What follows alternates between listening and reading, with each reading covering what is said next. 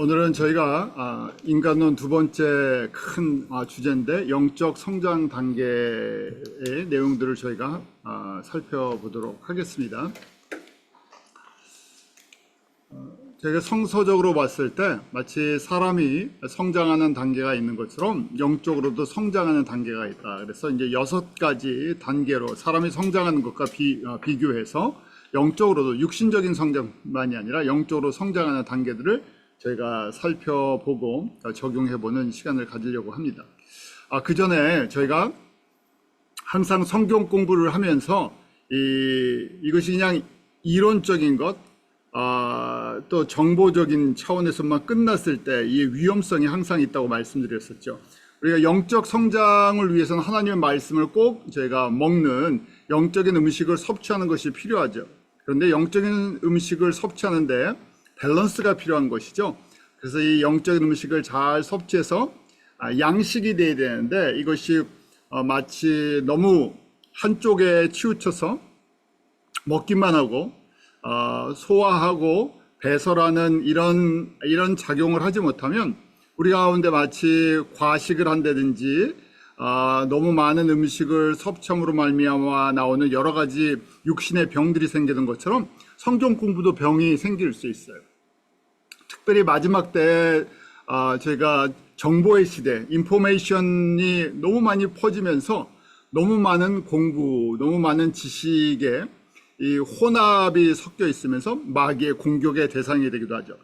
그래서 공부만 만약에 계속 집중적인 아카데믹한 공부만 계속하게 되면 이것이 영의 양식이 거꾸로 안 되고 혼의 양식이랑 섞여서 지적인 교만이나 지적인 어떤 자랑으로 또 이상한 이론으로 흘러갈 가능성이 있어요. 왜냐하면 과거에는 모든 것이 부족했죠. 리소스가 너무 부족했어요. 성경도 제대로 갖고 있지 않았었고 성경을 가지고 또 설교를 하는 분도 많지 않으셨고 또 거기에 필요한 레퍼런스들도 굉장히 부족했는데 지금 모든 것이 풍성하죠. 마치 인터넷을 구글링을 한다든지 유튜브를 보면 수많은 내용들이 나오니까 거꾸로 혼적인 발달을 시키는 많은 것들이 있는데 이것이 스크린이 안 되고 또 한쪽 내가 좋아하는 각자 취향에 맞는 것을 선택해서 마치 음식을 먹을 수 있는 주변에 맛집이 많은 것처럼 영적으로도 내 입에 맞는 내 영에 맞는 것을 내가 골라 먹다 보니까 불균형의 문제가 생기게 되죠. 자, 이런 시대에 저희가 살고 있어서 이것이 하나님의 말씀이 너무 지적인 부분만 강조가 되다 보면 양식이 영의 양식이 아니라 어떤 혼의 부분이 발달돼서 눈은 뜨긴 떴는데 잘 보이죠. 이런 것들이 어떤 한쪽이 잘 보이는데 반대로 어떤 다른 것은 거꾸로 보지 못하는 편협한 그 지식과 세상이 될 수 있다는 거예요. 왜냐하면 예수님 당시에도 바리새인들은 저희가 구약에 정통했던 학자들 열심히 있었던 사람들이죠. 바리새인들이나 서기관들은 구약 성경을 다 외웠던 사람들이에요. 그런데 예수님을 보지 못하죠.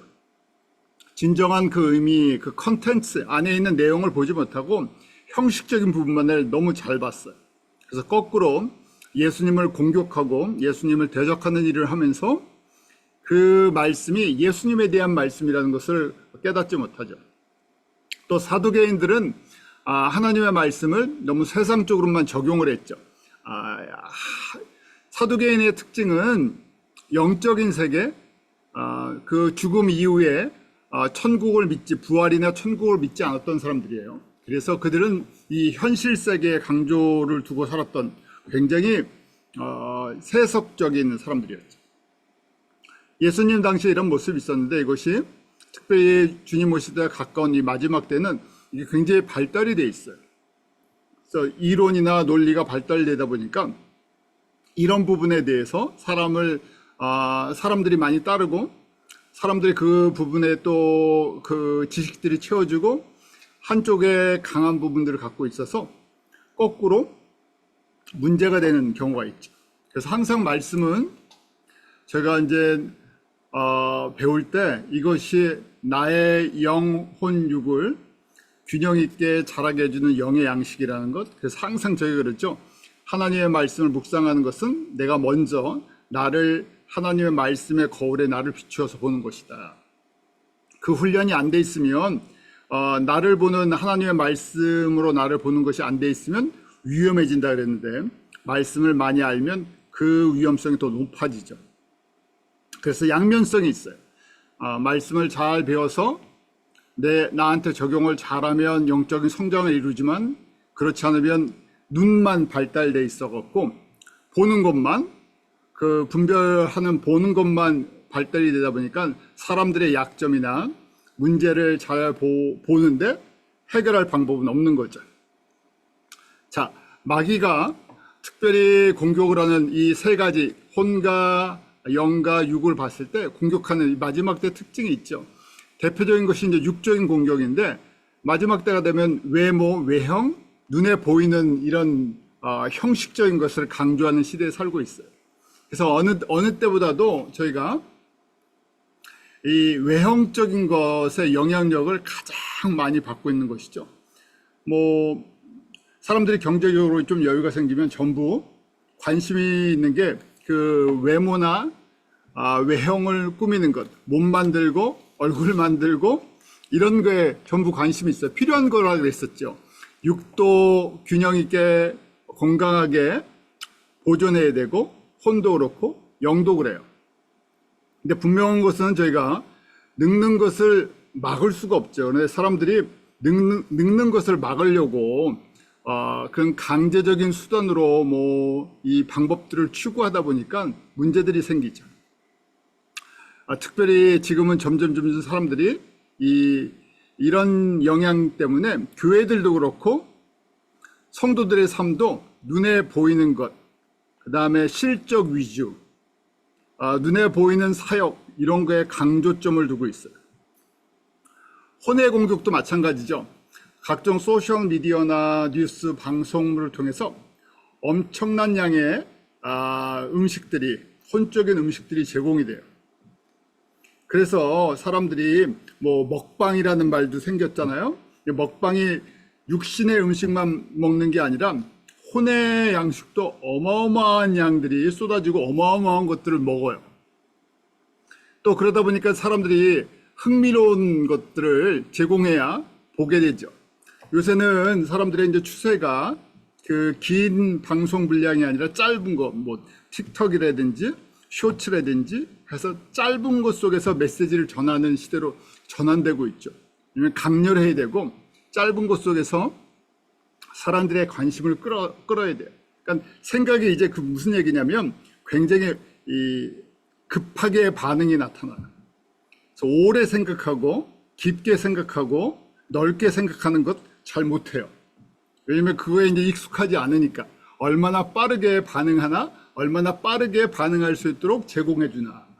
그러니까 사람들이 이런 미디어나 뉴스를 통해서 방송을 할 때도 굉장히 자극적인 용어들을 쓰고 그것들을 보여주죠. 그래야 사람들이 반응을 하니까요. 무슨 얘기입니까? 저희 혼의 구조가 그런 쪽에 익숙해진다는 거예요. 음식으로 얘기하면 강한 조미료 맛, 강한 자극적인 맛. 음식도 그렇잖아요. 저희가 맵고 짜고 달고 이거에 익숙해지면요, 짐짐한 거 잘 못 먹습니다. 너무 뭐가 빠진 것 같잖아요. 그래서 사람들이 그런 혼적인 음식도 책을 읽고 성경을 보고 깊게 묵상하고 설교를 듣고 정리를 하고 이런 것이 아니라 자극적인 어떤 것들에 대해서 어그로를 끈다 이런 표현들이 있는데, 빨리 거기에 집중할 수 있는 것들, 그리고 빨리 끝나야 되죠. 설교도 점점 짧아지고요. 성경 공부를 길게 하면 이제 앉아있는 것조차도 사람들이 쉽지가 않죠. 자, 마찬가지로 이것이 이어져서 육적인 것, 혼적인 것이 섞여서 이제 영적인 것도 똑같죠. 저희가 영적인 것도 순수한 복음, 성경 자체의 말씀을 저희가 배우고 묵상하는 거에 이제 익숙하지가 않아요. 모르겠어요. 저는 목사고 말씀을 가르치는 입장이다 보니까 어떻게 보면 그냥 평신도로서 교회에 앉아서 설교를 들어본 적이 점점 오랜 시간, 이제 별로 없어지잖아요. 그렇지만 이제 일반적으로 봤을 때 성도들의 입장에서 보면 짧은 설교, 너무 성경 내용이 길게 들어가면 이 흡수하는데 힘들죠. 그래서 사람들이 이제 마치 혼적인 양식처럼 이 영적인 양식도 하나님의 말씀도 잘 포장을 하기를 원해요. 잘 포장되고 그럴듯해 보여야, 그 다음에 먹기 좋게 한 번에 쏙쏙 들어가야 그래야 팔리는 시대가 됐어요. 왜요? 너무 많은 영적인 음식이 제공이 돼요. 그렇잖아요. 예전에는 정말 교회까지 내가 차를 타고 가든지 뭐 어떻게 가서 앉아서 예배를 드리고 직접 다 오프라인이죠. 그러니까 한정적이었는데 지금은 뭐 앉아서 저희가 인터넷을 통해서나 아니면 미디어를 통해서 얼마든지 이런 것들을 다 흡수할 수 있죠. 더 많은 내용을 마음만 먹으면 일반 목회자들보다 더 많은 설교 내용들, 또 성경 내용들, 이런 영적인 양식을 얼마든지 찾아 먹을 수 있는 시대가 있어요. 자, 문제는 이런 것들이 우리의 인격, 성품, 가치관, 세계관을 형성하는 데 영향을 주죠. 결국 이런 불순물이 많은 세속적인 것들을 저희가 많이 섭취하다 보니까 저희가 살고 있는 이 땅에서, 저희가 이 땅에 살고 있으니까 영향을 받게 되잖아요. 그래서 육적으로도 영향을 받고 혼적으로도 영향을 받아요. 당연히 영적으로도 영향을 받아서 이 가치관, 세계관, 성품, 인격들이 굉장히 사람들이 복잡해졌어요. 그 얘기는 뭐냐면, 제 말씀을 묵상하는 가장 대표적인 것은 우리가 영의 양식을 먹고 에너지화 시켜서 묵상을 해서 나머지 제일 중요한 게 회개하고 배설하는 과정이에요. 회개와 배설이 없으면 독이 돼 버립니다. 그런데 독을 제거하는 방법들을 사람들이 잘 몰라요. 그래서 문제가 결국 이 영적인, 좋은 의미의 영적인 양식이 제공이 된 것이 결국 독을 더 쌓을 수 있는 가능성까지 있다는 거예요.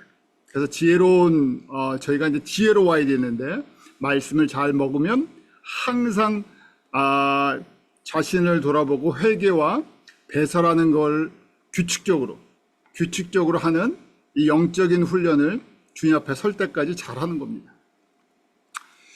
왜냐하면 이것이 영적 성장 단계랑 직접적으로 연결이 되어 있어요. 우리 6가지 단계인데, 첫 번째는 영적 유아 단계라고 이야기를 하죠.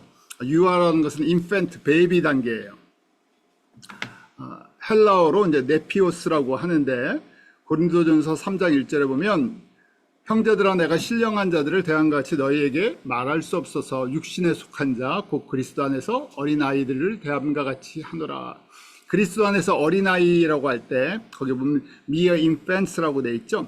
아주 단순한 어린아이, 아기들을 다 대하는 것 같다라고 얘기를 해요. 고린도 교회에 있는 성도들의 대부분이 이런 영적으로 어린아이, 태어난 지 얼마 안 되는 영적 어린아이라는 거예요. 저희가 세상에서는 육신의 음식을 먹고 어느 정도 시간이 지나면 자라죠. 근데 영적으로는 시간이 지나도 저절로 자라지는 않아요. 그래서 내가 교회 신앙생활을 30년 했습니다, 20년 했습니다, 10년 했습니다. 그러면 자연스럽게 영적 유아기에서 아버지 단계까지 이렇게 쭉 성장을 하는 것이 아니라 직분이랑 상관없습니다. 직분은 평신도, 일반 성도에서 그냥 일반 성도에서 뭐 장로가 될 수도 있고 목사가 될 수도 있고 다 될 수 있어요. 그런데 영적으로 보면 유아 단계를 못 벗어날 수도 있다는 얘기예요. 지금 고린도 교회 대부분의 사람들이 영적으로 유아기다. 왜 그래서 다른 표현으로 육신에 속했다고 돼 있죠. 그래서 크게 저희가 세상 사람들, 그냥 그리스도인이나 그리스도인이 아닌 사람들이나 다 포함해서 크게 성서적인 입장으로 볼 때는 3가지 유형의 사람들이 있어요. 첫 번째는 육에 속한 사람들, 하나님의 자녀가 아닌 사람들이에요. 현재까지 지금 시점으로 하나님의 자녀가 아닌 사람들, 뭐 내추럴 맨이다. 또 고린도전서 2장 14절에 보면 육에 속한 사람, 육에 속한 사람이라고 되어 있는데 성령의 일들을 받지 아니했다고 되어 있죠. 그래서 그 the person without the spirit이라고 했어요. 성령님이 거하시지 않는 사람들. 그러니까 성령이 없으니까 저희가 성서적으로 볼 때는 육신적으로는 살아있지만 영적으로는 어떤 사람들이에요? 죽어있는 상태. 영적으로 죽어있으니까 하나님의 나라, 하나님의 일을 알지도 깨닫지도 못해요. 그래서 그 사람들, 성령이 없는 사람들, 하나님의 영이 없는 사람들을, 그 사람들이 하나님의 나라, 교회의 성도들을 봤을 때는 어떻게 보이나? 어리석게 보이고 알 수도 없고 영적으로 분별이 되지 않는다는 거예요. 왜? 성령님이 없기 때문에. 영적으로 죽은 상태이기 때문에 그 부분이 전혀 인식이 되지 않는다는 거예요. 그런데 세상에 이 사람들이 제일 많죠. 그리고 육에 속한 사람들, 또 마귀의 자녀들이라고 표현할 수 있는데 영적으로 그 사람들이 세상의 권세나 세상의 정치나 세상의 경제력을 다 갖고 있어요. 그래서 저희가 세상의 영향력을 이 사람들이 형성해 나가기 때문에 이 부분에 대해서 저희가 이 분별력을 가져야 되죠. 두 번째, 육신에 속한 자라고 오늘 말씀하고 있죠. 이 고린도전서 3장 1절처럼 육신에 속한 자, 무슨 얘기인가? 예수님은 믿고 거듭났어요. 성령으로 거듭났어요. 성숙하지 않았다는 것이죠. 영적 유아라는 것입니다. 거기 예수 안에서 어린아이라고 이제 영적인 어린아이, 베이비라는 거예요. 그래서 하나님의 자녀지만 생활이나 사고방식이나 가치관이나 이 세계관이 세상 사람들과 동일해요. 자, 굉장히 중요하다 그랬었죠. 이건 직분이랑 상관이 없습니다. 직분이랑 상관이 없으니까 내가 교회를 얼만큼 오래 다녔는지 상관이 없어요. 왜냐하면 잘하지 않으면. 육신은 잘하는데요. 시간이 지나면 영은 그렇지 않아요. 그래서 이 상태로 직분을 받을 수도 있습니다. 그래서 저희가 그런 얘기하죠. 아니면 목사가 아니면 뭐 장로가 아니면 선교사가 전도사가 어떻게 저렇게 하지? 할 수 있어요. 왜냐하면 가치관이나 생활 방식이 옛날 그대로 있기 때문에. 한 번에 바뀌지 않죠. 절대 사람이 바뀌지 않아요. 한 번에요. 이것은 지금 저희가 말씀을 공부하는 중요한 이유 중에 하나입니다. 말씀이 영의 양식이라 그랬었죠. 우리 영의 진짜 양식은 하나님의 말씀뿐이 없어요. 영적인 의미에서 하나님의 말씀이 아닌 모든 것은 마귀의 양식이라 그랬어요. 악령의 양식이라 그랬어요. 그러니까 어떤 걸 먹느냐에 따라서 그 부분이 성장을 하죠. 하나님의 말씀을 먹어서 내가 소화를 시키는 것, 그리고 그것이 에너지가 되는 것, 저희가 묵상한다 그랬어요. 나한테 적용되는 거예요. 내가 왜 성경 공부를, 내가 말씀을 왜 묵상해야 됩니까? 내가 왜 성경을 배워야 됩니까? 내가 영적으로 자라는 과정이에요. 그리고 처음부터 단단한 음식, 예수 그리스도에 대한 단단한 것을 저희가 먹을 수가 없죠. 그래서 과정이 있어요. 처음에는 오늘 고린도전서 3장 2절처럼 어린아이는 베이비, 인펜트라고 되어 있죠. 그 포뮬러를 먹어야 돼요. 젖으로 먹이고 밥으로 아니하였노니 라고 바울이 이야기하죠. 고린도 교회를 개척해서 성도들에게 처음엔 젖으로 먹였대요. 왜냐하면 소화를 못 시키니까. 저희가 어른들이 먹는 음식을 태어난 지 6개월뿐이 안 된 아이들한테 줄 수 없죠. 태어난 지 3개월뿐이 안 된 아이들이 아무리 뭐 건강하다고 해도 저희가 먹는 밥을 줄 수가 없어요. 저희가 먹는 고기를 줄 수가 없어요. 소화가 되질 않죠. 그래서 영적으로 처음에는 젖을 먹였다고 돼 있어요. 그런데 문제는 그 젖을 먹으면서 천천히 자라야 되는데 계속 지금 시간이 지났는데도 젖만 먹는다는 얘기예요. 그래서 바울이 고린도전서 3장 2절에 고린도 교회 현재 문제, 지금도 젖뿐이 못 먹는다는 얘기예요. 이 문제가, 그래서 결국은 고린도 교회가 대표적으로 그 가장 문제가 많았던 교회인데 그 이유가 무엇인가?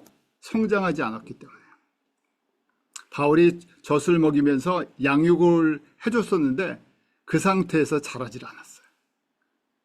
단단한 음식을 먹으면서 이제 성장을 하면서 사역을 해야 되는데 그것이 안 된다는 얘기예요.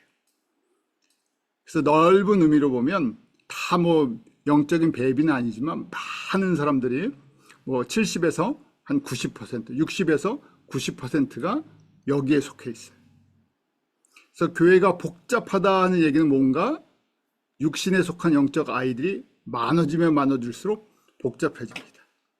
그렇잖아요. 돌보는 사람은 쉽게 말해서 두세 명인데 맡긴 우리 널서리라고 생각해 보세요. 널서리에 맡긴 아이들이 100명이라고 생각해 보세요.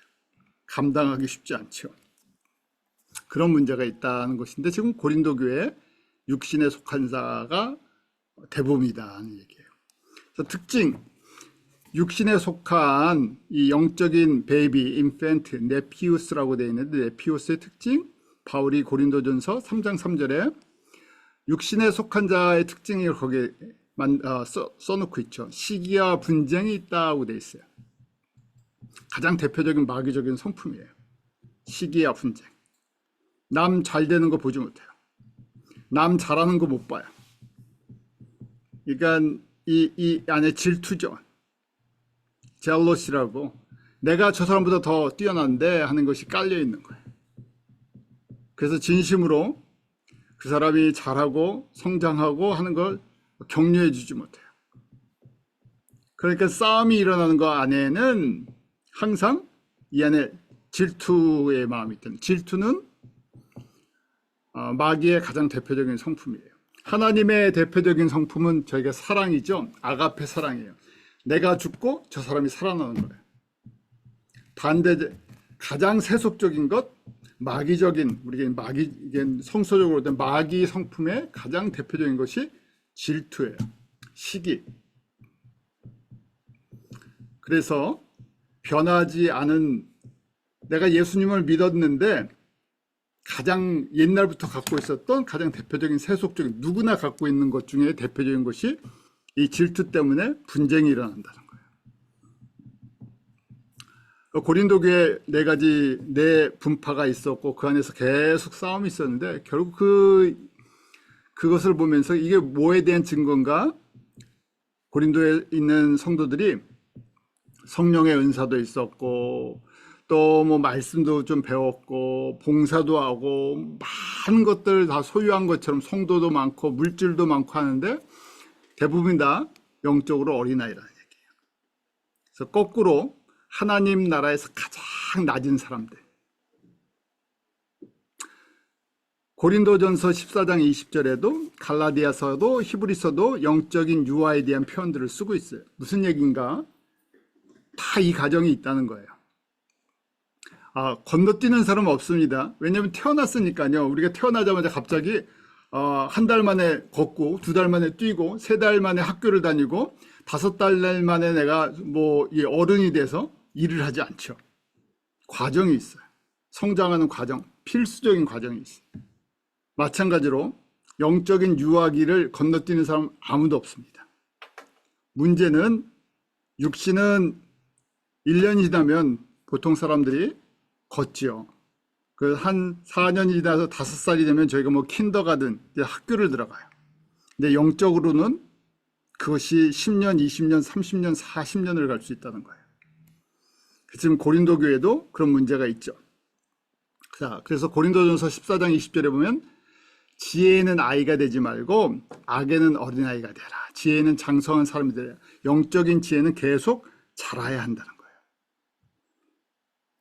그래서 히브리서 5장 13절에 보면 젖을 먹는 자마다 어린아이니 의의 말씀을 경험하지 못했다. 영적으로 의의 말씀, 단단한 말씀, 우리가 왜 성결을 해야 되나, 왜 우리가 예수님을 닮아가야 되나, 이걸 이해하지 못하고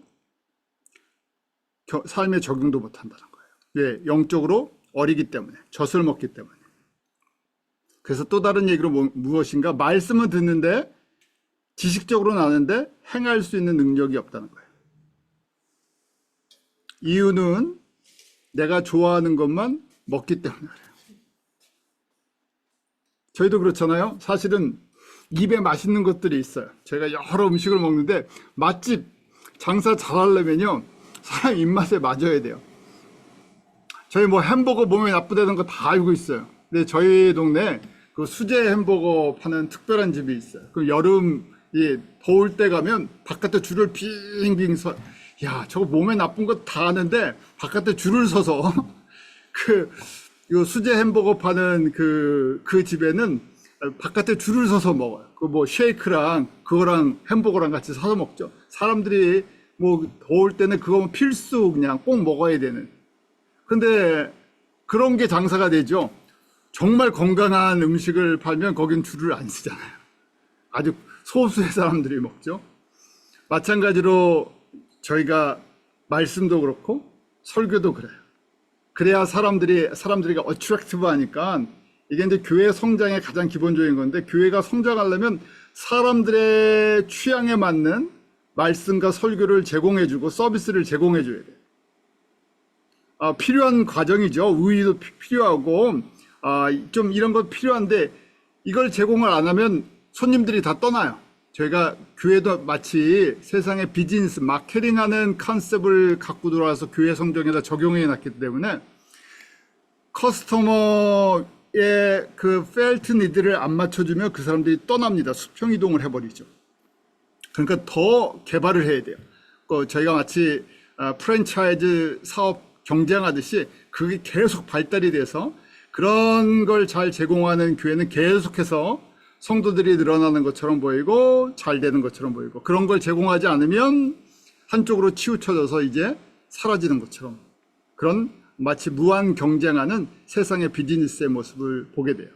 이것이 영적 유아의 특징이라고 바울이 고린도 교회도 갈라디아 교회도 모든 서신서를 보낼 때마다 서신서에 기록되는 교회들이 이런 과정을 지나가고 있는 거예요. 세 번째는 신령한 성령의 사람, 성령 충만한 사람, spiritual man, person with the spirit이라고 되어 있죠. 영적으로 성장한 사람이에요. 그래서 영적 성장 6단계로 볼 때는 영적인 아들 단계, 영적인 아버지 단계. 영적인 아들이라 그래서 다 아들이잖아요, 저희가. 그런 것이 아니라 독립할 준비가 되었다. 스스로 독립해서 이제 가정을 이룰 준비가 된 사람들. 또 다른 얘기를 하면 내가 이제 내 가족을 돌보고 헌신할 준비가 돼 있는 사람들. 영적인 아들 단계다 하는 얘기예요. 그 다음에 여섯 번째, 영적인 아버지. 고린도전서 2장 15절에 신령한 자는 모든 것을 판단하나 자기는 아무에게도 판단을 받지 아니하느니라고 되어 있죠. 이 판단이라는 것이 진짜 남들을 비판하는, 크리틱하는 것이 아니라 분별력을 갖는다는 것이에요. 내 안에 성령님이 충만히 거하시니까 분별력을 갖는 것이에요. 이것이 성령의 역사인가 세상의 마귀의 역사인가, 이것의 영향력은 무엇인가, 이것의 열매를 보면서 분별력을 갖게 되죠. 이 말씀이 영의 양식인가 아니면 악령의 양식인가, 그런 분별력을 갖게 된다는 거예요. 그러면서 남들에게 이 판단을, 사람들에게 정죄를 받지 않는다. 거룩한 삶은 성령의 열매를 맺어가니까 그렇죠. 또 하나님 보시기에 합당한 삶을 살기 때문에 이제 수준이 사람들의 수준이 아니라 하나님과 동행하면서 하나님과 이 초점이 맞춰져 있다는 얘기죠. 자, 두 번째 이제 단계는요, 영적 어린아이, 그래서 헬라어로는 파이디온이라고 얘기해요. 우리 뭐 파이디온 선교회라는 한국에 있을 때 어린이 선교회에 그 파이디온 선교회가 있었어요. 그래서 사실은 저희가 뭐 원어를 볼 때 파이디온이 몇 살부터 몇 살까지냐 이렇게 딱 잘라서 이야기하기는 쉽지는 않아요. 그래서 저희가 그냥 지금 우리 첫 번째 네피우스를 그냥 영적 인펜트라고 번역을 했으면 이제 태어나서 뭐 한 3, 4살까지, 그러니까 아직 학교를 들어가기 전이라고 봤을 때, 그러면 우리 파이디온은 학교를 다니는 초등학생 정도 보면 어떨까, 이렇게 이제 제안을 하는 겁니다. 영적인 성장 단계로. 세례 요한의 어린 시절을 누가복음 1장 80절에 이렇게 표현되어 있어요. 아이가 자라며 심령이 강하여지며 라고 되어 있어요. 자라는 과정인데 아직 완전히 큰 건 아니죠. 누가복음 2장 40절에 보면 예수님에 대한 표현이 있어요. 예수님이 자라는 성장기.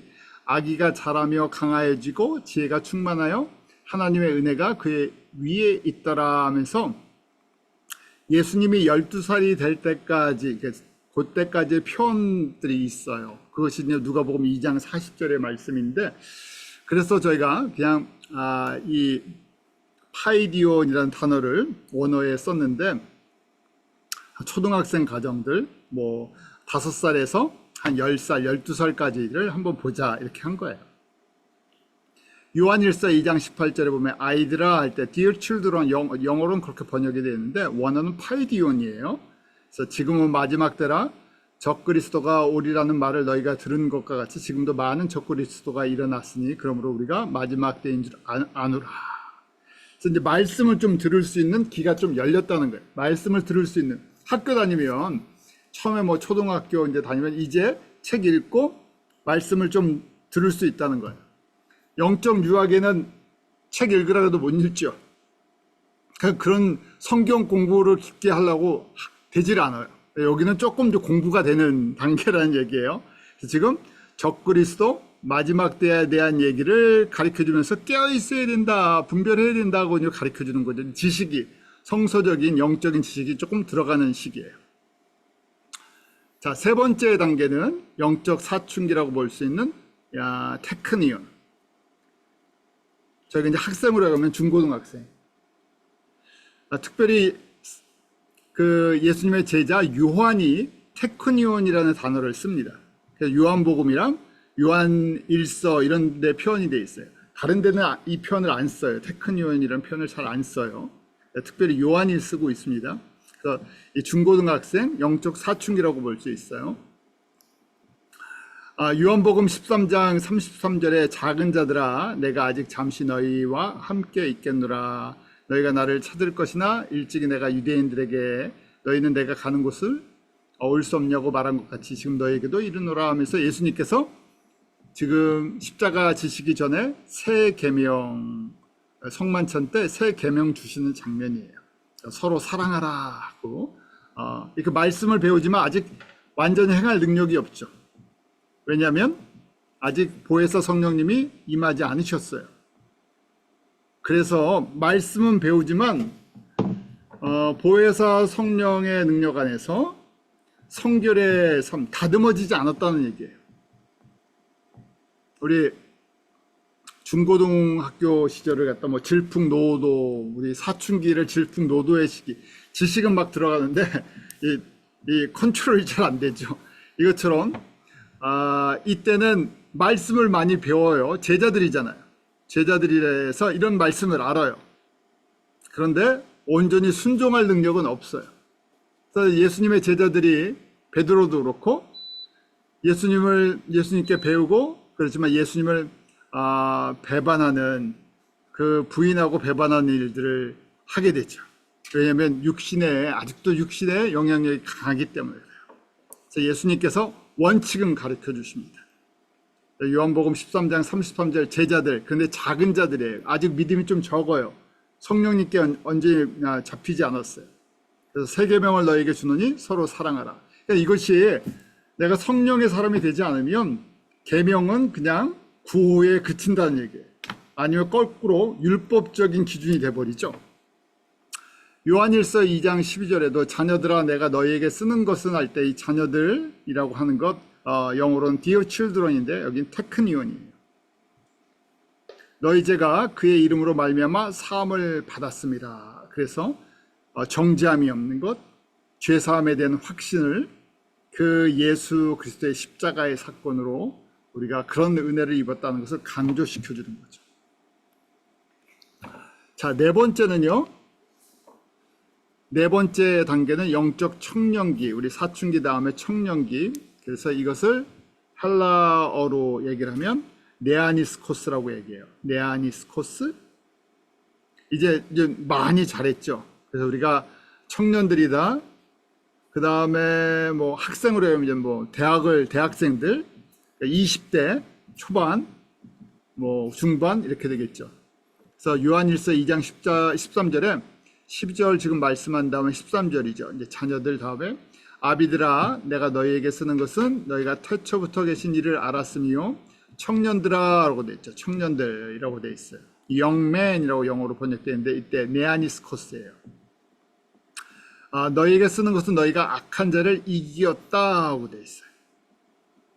또 우리 사도행전 2장에 오순절 성령님이 임하신 다음에 성령의 역사로 방언을 하기 시작했죠. 그때 성령 세례를 받고 경험하는 그 사람들을 통해 베드로가 처음 설교하는 장면이 사도행전 2장에 나옵니다. 그때 사도행전 2장 17절에 베드로가 이 일은 지금 성령님이 성령의 세례를 받고 지금 이 방언을 하는 이 현상은 이미 800년 전에 유엘 선지자를 통해서 주셨던 말씀이 이루어진 것이다 하면서 유엘서 2장 28절을 인용을 해요. 그래서 그 말씀이 무엇인가? 말세에 내가 내 영을 모든 육체에 부어주리니 너희의 자녀들은 예언할 것이요 너희의 젊은이들은 환상을 보고 너희의 늙은이들은 꿈을 꾸리라. 그래서 이것이 육적인 나이를 이야기하는 것처럼 보이지만 사실은 영적인 의미가 있죠. 하나님의 성령을 모든 하나님의 백성들에게 부어주세요. 그렇죠. 왜냐하면 다 부어주시는 게 아니라 모든 육체라고 되어 있는데 예정되어 있는, 성서적으로 볼 땐 예정되어 있는 하나님의 자녀들이 성령으로 거듭나고 이제 보혜사 성령님의 그 세례를 받아서 충만함으로 말미암아 이런 현상이 일어난다는 거죠. 자녀들 할 때는 우리 아들이라는 이름에 휘오스라고 써요. 휘오스. 그래서 자녀들은 예언을 한다. 영적인 된 자녀들, 영적인 젊은이, 이때 젊은이가 네아니스코스라는 헬라어를, 그리고를 네아니스코스를 썼어요. 청년들은 환상을 본다고 돼 있죠. 비전을 본대요. 이 비전이 뭐 쓸데없는 비전이 아니라 예수님에 대한 예언, 예수님에 대한 비전을 보는 거예요. 그 다음에 늙은이라고 되어 있는데 올드맨이라고 되어 있는데 헬라어로 보면 프레스비테로스, 우리 프레스비테리언, 프레스비터리 이렇게 단어가 나오지. 장로들을 얘기해요. 그래서 장로들, 그 나이가 영적으로 성숙한 사람들은 꿈을 예수님에 대한 꿈을 꾼다는 거예요. 그러니까 성령 충만하면요, 우리가 영적으로 성령 충만하면 예수님에 대한 말씀이 정리가 돼요. 왜냐하면 예언이라는 것이 우리가 이사를 가고 사업을 하고 우리 개인의 어떤 생사복에 대한 예언, 점쟁이처럼 예언을 하는 게 아니라 예수님에 대한 예언이에요. 구약은 초림하시는 예수님에 대한 예언으로 가득 차 있어요. 신약은 다시 오실 예수님에 대한 예언으로 가득 차 있어요. 그래서 구약에 유월절 어린 양으로 오셔서 우리를 위해 희생제물이 되실 십자가의 예수 그리스도를 그리고 있죠. 구약의 믿음의 성도들은 그것을 봤던 거예요. 그것을 예언을 하고 그것에 대한 환상, 비전, 그 비전을 생각하면 그림이에요. 어떤 사람들은, 영적인 자녀들은 그 말씀으로 듣게 되고 좀 더 영적으로 더 성숙해서 그러면 그걸 그림으로 그릴 수 있어요. 그림을 그려주시죠. 그 말씀이 그림이 돼요. 그 다음에 더 영적으로 깊어지면 그것이 하나의 이 드림처럼, 꿈처럼, 동영상 같이요, 입체적으로 움직여져요. 왜 그렇습니까? 그러면요, 저희가 확신을 가질 수가 있어요. 하나님의 말씀이 이렇게 우리에게 주어졌고 이 말씀이 이렇게 진짜 이루어지는구나. 저희가 성경 공부를, 구약의 말씀을 공부하는 이유가 뭡니까? 구약의 말씀이 정말 예수 그리스도를 통해서 그렇게 이루어졌나 확인하는 거죠. 아브라함부터 예수님까지 2000년의 기간이에요. 2000년의 기간을 동안 저희가 말씀을 가지고 그 말씀을 가지고 예수님에 대한 그림을 맞춰보는 거예요. 정말 말씀대로 예수님이 이 땅 가운데 어린 양으로 오셨나? 예수님이 그 말씀대로 그 피 흘려 주심으로 말미암아 우리의 죄사함과 새로운 생명을 주셨나? 그것이 실제적으로 이루어지는 과정들을 저희가 확인하는 거죠. 마찬가지로 예수님과 그 제자들을 통해서, 사도들을 통해서 주신 말씀을 통해 다시 오실 예수님에 대한 그 그림들을 그려나가는 거예요. 그래서 지금 영적 청년기는 이게 가능해진다는 얘기예요. 그림이 어느 정도. 다음 5번째 단계, 여기가 이제 성숙한 단계예요. 영적인 아들, 휘오스라고 되어 있죠. 아들을 갖다가 그리스 헬라어로 휘오스라고 얘기해요. 이걸 이해하려면요, 이 아들이 그냥 제가 갓 태어난 아들 얘기하는 것이 아니라 독립할 준비가 되어 있는 사람들, 청년기를 지난 사람들, 스스로 가정을 꾸릴 수 있는 사람들, 특별히 구약에 보면 레위 지파 사람들이 사역하는 나이가 있어요. 민수기 4장 3절에 보면 30세부터 50세까지 회막의 일을, 성막에서 성전에서 일을 할 수 있어요. 성막에서 섬길 수 있는 나이가 30세에서 50세라는 거예요. 지금의 50세는 아니겠죠. 왜냐면 그때는 평균 수명이 이렇게 길지 않았으니까요. 예전에는 그렇게 생각하시면 돼요. 한 30세부터 50세. 그래서 예수님도 공생애를 30세에 시작하시죠. 그래서 33세까지 3년간 사역하셨어요. 그러니까 이 얘기가 뭐냐면 내가 독립적으로 사역을 할 수 있다. 독립적으로 가정을 이룰 수 있다. 성숙한 나이란 얘기예요. 자, 이제 아들이라고 이야기할 때는 이럴 때 저희가 이제 성경에서 이런 의미의 아들이라고 얘기할 때는 이런 의미가 갖고 있는 거예요. 내가 스스로 일을 할 수 있고 가정을 누릴 수 있고 이런 공식적으로 내가 이런 독립된 개체로서 어른으로 인정을 받는 나이. 마태복음 5장 9절에 우리 팔복 중에 화평케 하는 자의 복이 있죠. 화평케 하는 자는 복이 있나니 하나님의 아들이라 일컬음을 받는다 하고 되어 있어요. 하나님의 아들이라는 이제 성숙했다. 하나님의 일을 맡아서 한 부분을 감당할 수 있다. 그러려면 조건이 있는데 무슨 조건이 있어요? 화평케, 피스메이커라는 얘기예요. 그래서 이 화평케 하는 자가 되려면 어디까지 온 거예요? 지금 팔복에서 7번째 복이죠, 이게요. 그러니까 거의 다 성화되어 있는, 굉장히 많이 성결되어 있는 부분이에요. 성령의 사람이라는 것이죠. 그래서 로마서 8장의 사람. 로마서 8장에 보면 성령의 사람이 하나님의 아들이다 하는 표현이 있어요. 우리 로마서 7장, 8장 비교해서 같이 공부했었죠. 로마서 7장은 오홀 하나는 공고한 사람이로다 하면서 두 법이 싸우는데 육신의 법, 옛 과거의 법, 나의 법이, 세상의 법이 더 강한 거예요. 성령의 법을 따라 순종하지 못하는 것이죠. 8장은 하나님의 영으로 인도함을 받는 사람, 성령 충만한 사람, 성령이 이끄는 대로 순종하는 사람들. 나의 법이 아니라 성령의 법에 순종할 수 있는 사람들.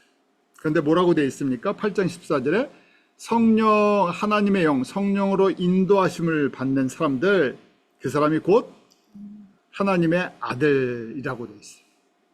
하나님의 아들은 로마서 8장의 사람, 팔복의 사람, 화평케 하는 사람. 이 화평도 세상적인 화평이 아니죠. 세상 수준의 화평을 이야기하는 것. 그래서 우리 교회에서 평화롭게 지내야 됩니다. 왜? 고린도 전서에서 보니까 질투와 분쟁을 일으키는 사람들이 영적인 어린아이다. 그래서 화평을 만들어야 되는데 사람 수준의 화평이 아니라 목적이 있는 화평이에요. 왜냐하면 예수님께서 피스메이커로 이 땅에 오셨어요. 아버지와 죄인들을 화평케 하려고. 그래서 예수님께서 자신의 생명의 피를 흘려주셨죠. 그래서 화평케 하는 데는 꼭 희생이 들어가는데 그 희생은 하나님과 깨어진 관계를 회복시켜주는 예수 그리스도의 복음의 증거가 필요한 거예요. 그냥 저희가 인간적인 의미에 서로 그냥 잘 지냅시다 하는 그런 수준이 아니에요.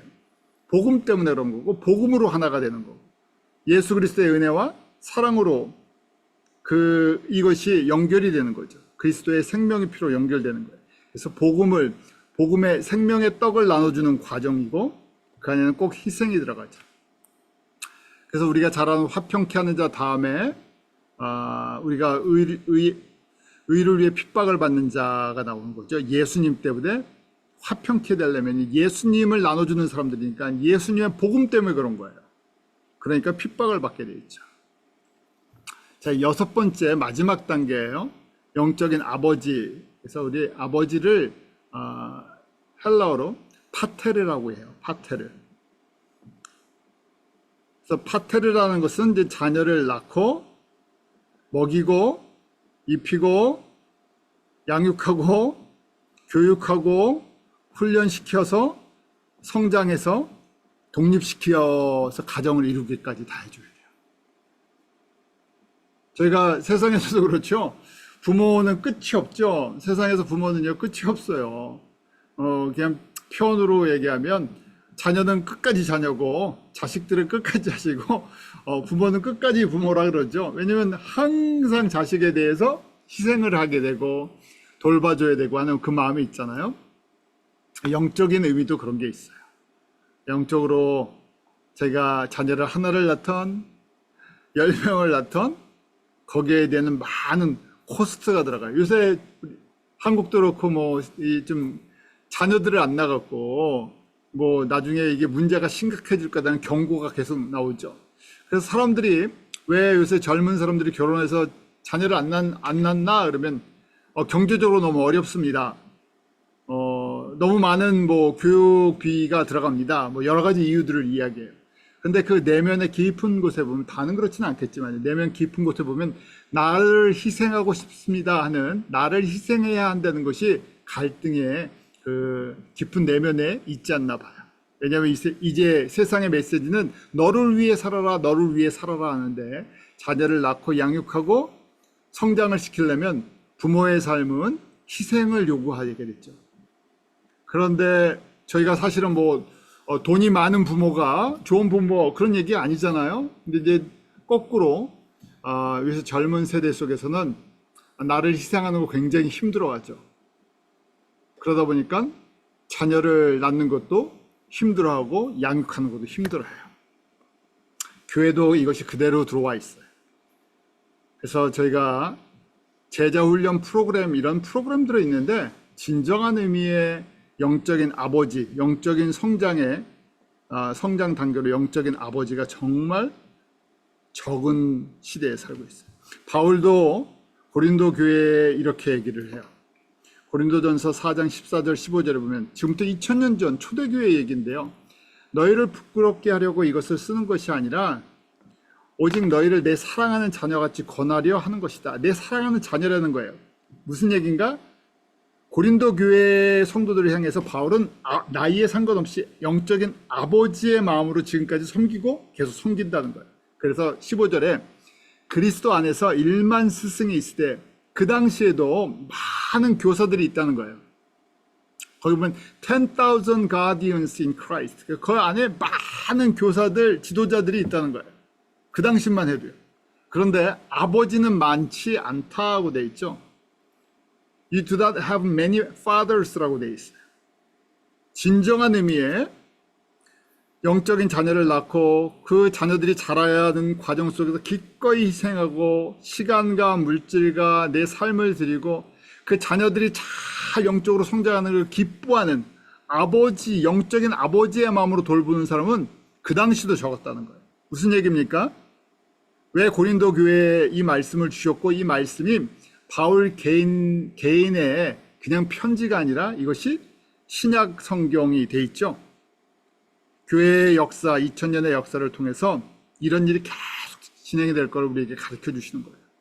그래서 이게 2000년 전에 그냥 한때 그런 것이 아니라 교회 2000년 동안 성도들에게 주시는 메시지. 영적인 아버지가 되라. 동시에 영적인 아버지는 적다. 그 영적인 아버지가 되는 과정들이 갑자기 되는 것이 아니라 지금 1단계부터 어디까지 내가 잘해야 돼요? 영적인 아버지 단계까지 잘해야 돼요. 그래서 지금 내가 복음으로써 너희를 낳았다 하고 바울이 내가 영적인 너희 아버지의 심정으로 섬겼고 지금도 그렇게 섬기고 있다는 거예요. 낳고 그냥 내가 버린 것이 아니라 지금도 계속 양육을 하고 있다는 얘기예요. 아버지의 마음으로요. 그래서 고린도전서 4장 16절 이 말씀을 하고 그러므로 라고 되어 있죠. 바로 이어지는 말씀이에요. Therefore 하면서 I urge you to imitate me라고 돼 있죠. 나를 닮아라고 돼 있죠. 나야 무엇을 닮으라는 겁니까? 나처럼 영적인 아버지가 되라는 거예요. 지금 고린도 교회 문제가 무엇인가 그랬었죠. 고린도 교회 문제, 고린도전서 3장에 이미 썼어요. 고린도 교회 대부분의 성도들이 어떤 상태라고요? 영적으로? 아까 처음 단계였었죠. 기억하시죠? 우리 영적인 어떤 단계요? 유아 단계, 인펜트예요. 그래서 고린도전서 3장 1절에 육신에 속한 자 그리스도 안에서 어린아이들이다 하고 이야기를 했어요. 너희 대부분이 어린아이라는 얘기예요. 교회는 큰데, 교회는 물질도 많고 봉사하는 것도 많고 은사 갖고도 자랑하고 많은 건데 영적으로는 네피우스라는 얘기예요. 그래서 바울이 지금 마지막 이 영적인 아버지 얘기를 해주는 거예요. 그래서 나처럼 영적인 아버지가 되라 하는 거예요. 영적인 아버지가 되려면 어떻게 돼요? 일단 영적인 아버지 단계까지 잘해야 돼요. 말씀을 먹고 소화하고 에너지가 생겨서 그 다음에 내가 회개하고 신진돼서 이루어오면서 그럼 조금씩 이제 말씀도 젖을 먹는 것에서 이유식으로 바뀌고 이유식에서 단단한 음식으로 바뀌고 그 다음에 그거 먹고 계속 소화하면서 자라면서 이제 이 나를 희생하는 것, 다른 사람을 살리는 것, 그래서 어디까지요? 내가 이제 독립해서 사역할 수 있는 아들 단계까지. 복음 때문에 내가 핍박을 받는 것, 복음 때문에 희생할 수 있는 단계. 그리고 나서 이제 더 한 걸음 나아가서 이제 아버지의 심정으로 그 영혼들을 낳고 키우고 양육하고 훈련시키는 이 일에 참여하는 사람이 되어야하는 거예요.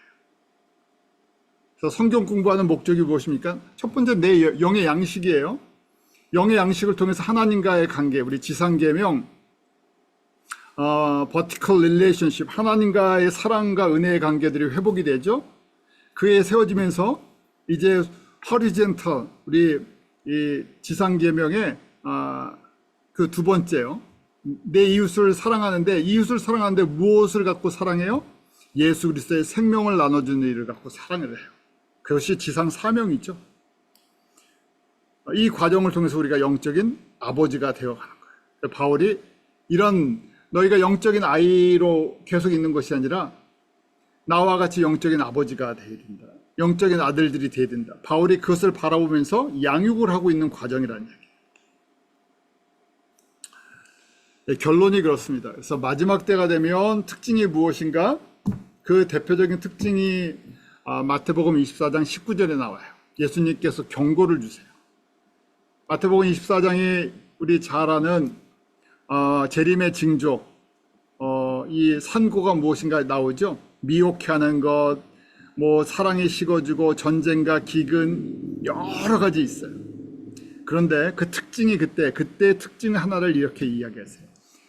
2장 24장 19절에 보면 아이 벤 자들과 젖 먹이는 자에게 화가 있다. 그러면 애기 낳지 말고 애기 키우지 말고 그것처럼 들리죠. 그냥 이 문자적으로 보면 결혼하면 안 되겠구나. 애기 낳으면 안 되고 이렇게 적용하시는 분도 계세요. 이거 문자적으로 보고 아이 낳으면 안 되겠구나. 젖 먹이면 안 되겠구나. 이런 가정생활하면 안 되겠구나. 극단적인 표현인 거죠. 특징이 무엇인가? 이게 지금 제자들에게 주시는 마지막 때 영적인 의미가 들어가 있죠. 무슨 얘기냐면요. 이 교회 안에 하나님의 공동체 안에 아이를 뵀는데 아이가 안 태어나요. 뱃속에만 있다는 얘기예요. 뭐냐면 복음의 씨를 받은 것 같은데 거듭나지 않는다는 거예요. 그러니까 어정쩡한 상태의 성도들, 성도인지 아닌지 모르는 사람들이 교회에 많이 있다는 거예요. 저 사람들이 성도라고 얘기를 해야 되나? 성도가 아니라고 얘기를 해야 되나? 예수님을 믿긴 믿는 것 같은데 저게 진짜 믿었나 안 믿었나? 그런 사람들, 복음의 씨는 받은 것 같은데 구원의 상태가 아직 확신이 안 되는 사람들. 그래서 영적으로 아이를 뵌 자들이 많아요. 그 다음에 젖 먹이는 자라고 되어 있죠. nursing mothers. 그러니까 이 pregnant woman, 아이 벤 여자들, 젖먹이는 여자들이 문제가 있다는 거예요. 화라는 거죠. 화. 저주를 받듯이 받는다는 거예요. 무슨 얘기냐면 교회에서 영적인 우유만 계속 먹이는 사람들이에요. 지도자, 제자들에게 주시는 말씀이에요. 왜냐하면 마태복음 24장은 제자들에게 주시는 말씀이잖아요. 재림의 때, 마지막 때 너희는 이런 제자 되면 안 된다 하는 얘기죠. 저희들에게 주시는 말씀이에요. 그러니까 이 시대에 저희들에게. 그래서 계속 영적인 우유를 20년, 30년, 40년 공급하다 보니까 시간이 지나서 자랐어야 되는데 계속 영적인 어린아이들이에요. 계속 뭔가를 디맨드해요. 요구해요. 안 되면 울어요. 안 되면 싸워요. 그런 사람들이 가득 차니까 무슨 얘기입니까? 진정한 의미의 예수님의 재림을 준비할 수 있는 성숙한 자들이 되지도 않고 복잡해지고 세속화되고, 그래서 교회가 사랑이 없어지고 안에 분쟁은 더 많아지고 재림에 대한 메시지는 관심도 없고, 그래서 마지막 재림을 준비하는 단계까지 성장을 해야 되는데 반대로 계속 우유만 공급해주고 우유만 요청해요. 그러니까 이 현상이 재림 전에, 그 다음에 그 재림, 예수님의 공중재림 들림받는 사건이 일어날 때도 계속 이런 현상이 더 심화된다고 저희들에게 경고하시는 거죠. 그래서 저희가 거꾸로 이 시대는 영적으로 성장하기를 원하는 사람이 적다는 거예요. 왜요? 너무 힘들어요. 왜 신앙생활을 이렇게 힘들게 해야 됩니까? 왜 신앙생활을 이렇게 힘들게 해야 됩니까? 왜 말씀을 우리가 이렇게 배워야 됩니까? 그렇죠. 목회자 입장에서요. 너무 힘들게 안 가르쳐 드리고 싶어요. 너무 말씀 제대로 안 가르쳐 드리고 싶어요. 힘들어 하시니까 쉬운 말씀만 가르쳐 드리고 싶어요. 위로해 드리는 말씀만, 성서적인 내용이 아니래도 그냥 성서에서 몇 마디 뽑아갖고 위로가 되는, 사람들이 좋아하는 메시지만 전하고 싶겠죠. 근데 그런 제자들에게 지금 예수님께서 경고를 주시는 거예요. 너희 그러다 혼난다. 나로부터 엄청난 징계를 받을 거다 하고 경고를 주시는 거예요. 그렇게 하지 말라고요. 그래서 저희가 지금 이 말씀들을 한번 영적인 성장 1단계부터 6단계 여러분들이 한번 정리하시고, 내가 지금 어느 단계에 있느냐가 중요한 게 아니라 성장해야 한다는 거예요. 성장해야 되죠. 어디까지요? 최소 영적인 아들 단계까지, 그 다음에 영적인 아버지 단계까지. 그래서 그 특징들을 한번 말씀 속에서 같이 보았습니다. 기도하죠. 하나님 참 감사합니다. 저희들의 말씀이 그냥 단순한 지식의 말씀으로 끝나지 않게 하시고 이 말씀이 우리의 영적인 성장에 대한 도전으로 다가오게 하여 주시옵소서. 특별히 말씀을 나누고 가리키고 또 그 사명을 갖고 있는 저희들에게 영적인 자녀들을 낳고 양육하는 이 귀한 사명 감당할 수 있도록 성령님 지혜 주시고 능력 주셔서 이것이 우리에게 기쁨이 되게 하시고 찬송이 되게 하여 주시옵소서. 특별히 마지막 때 이런 영적인 분별력을 가지며 주님의 부르심 가운데 순종하며 우리에게 맡기신 귀한 영혼 한 영혼 한 영혼 하나님의 생명의 말씀을 잘 공급할 수 있도록 저희들에게 그런 은혜를 베풀어 주시옵소서. 예수님의 이름으로 기도하옵나이다. 아멘.